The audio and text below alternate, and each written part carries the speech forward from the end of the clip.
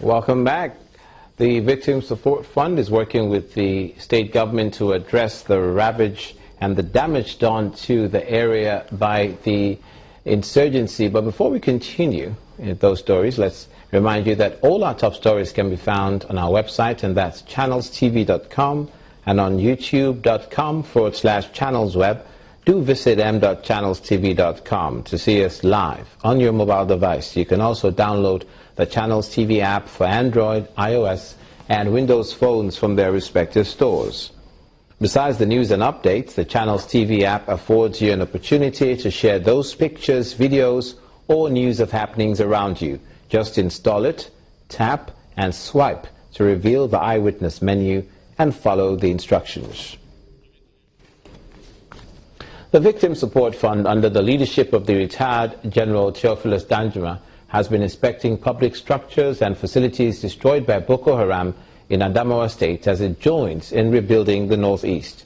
During the tour, the executive director of the fund says some of the places visited that will require urgent attention completely razed down are local government secretariats with no single offices, health facilities, schools, and other related public facilities.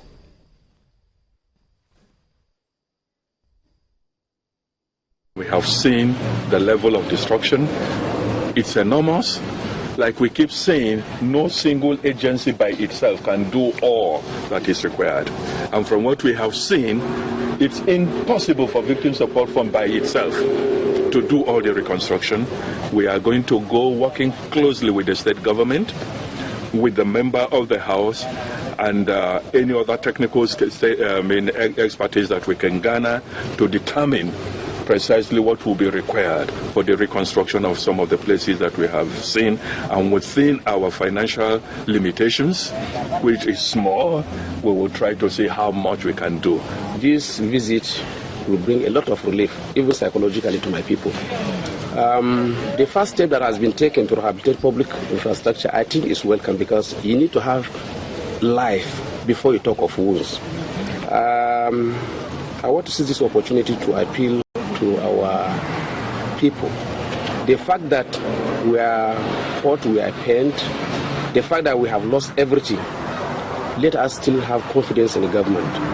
We are sure of there are a lot of windows that we expect that will come down to bring some score to this community. And not only in this, the 3 states that have been devastated, we really plead with them, because the individual houses matters. We know the pains they are going through. Some are still far away from home, despite the fact that they have returned. In the North Central, the Kwara State government, in conjunction with the National Orientation Agency, has organized a peace summit in Ilorin, the state capital, to address communal clashes in and around the state. Speaking at the summit, the state governor, Abdul Fattah Ahmed, says that the reports of commissions of inquiry into various communal clashes will soon be released. The Kwara State Governor, Abdul Fattah Ahmed, accompanied by some aides, comes into the hall to take part in the Peace Summit, jointly organized by the state government and the National Orientation Agency. Everyone seems to be represented here, from the governor, security agents, and the general public. The Kwara State Director of the agency opens the meeting by laying out the problems that must be dealt with, especially the killing of 5 farmers in Share by suspected herdsmen. In some other parts of Kwara, several cases of kidnapping, armed robbery, communal clashes, cultist activities, clash between the Fulani Bororo and farmers are being recorded. The State Commissioner for Information suggests that if less emphasis is placed on ethnicity and religion, problems will be easier solved, while the Emir Shonga asked that people do not jump into conclusions before investigations are carried out. Where lies the problem? Growing rate of unemployment among our youths, people not having respect due to the breakdown of the family culture. There were these deaths happening before, but they were contained locally, and there's no social media. But now that it is invoked to say Fulani herdsmen, Any death anywhere now in the bush is Fulani herdsmen. So let us be very careful about this hype, and let us be very friendly until we can really prove it otherwise. One of Governor Ahmed's plans to foster peace is to further integrate the community by commerce and shared prosperity. I wish to restate that my call for the creation of inter-community economic platforms to not only create linkages between communities, but also ensure that prosperity is shared in a way that discourages conflict and removes suspicion that tends to escalate into community conflicts. He also informs those gathered that the government has already started implementing recommendations of commissions of inquiry set up to look into previous clashes.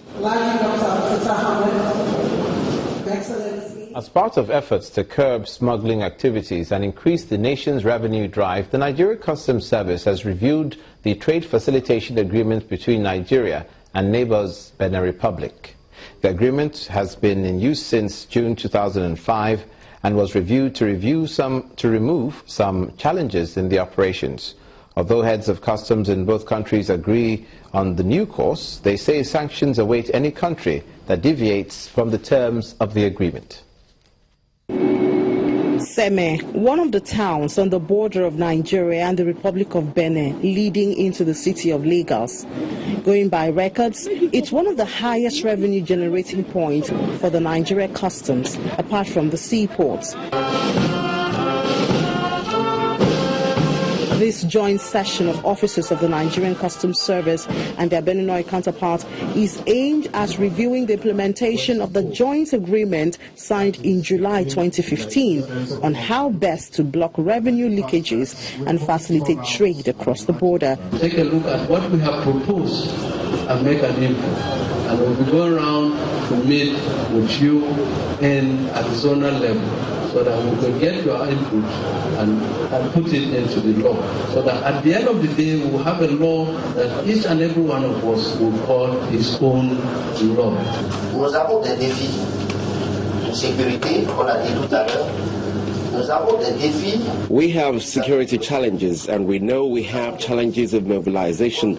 We are ready to cooperate with our Nigerian counterparts to ensure smooth trade facilitation across our borders. The initial agreement is then reworked to chart 3 major courses, which include commence actions on formal interconnectivity through the setting up of an ICT base station, set up a consultative framework that will meet twice a year to address all emerging issues, undertake quarterly evaluation of the implementation of this agreement. Nothing, they say, comes easy. It takes over 14 straight hours for the Beninois Customs to come to a conclusion as they append their signatures to the agreement. This meeting, I don't think, will be enough to resolve whatever is on ground. And I want every one of us to be frank in our deliberations so that we come out with a fruitful recommendations. While awaiting the implementation stage, this agreement also calls for caution. A stringent penalty awaits any undertaking party that fails to comply with the decision taken with a view to facilitating trade and promoting economic development in the two countries. You're watching news across Nigeria as the Ogun State Customs Service clamps down on smugglers. The governor of Ekiti State discourages street trading. Please stay with us.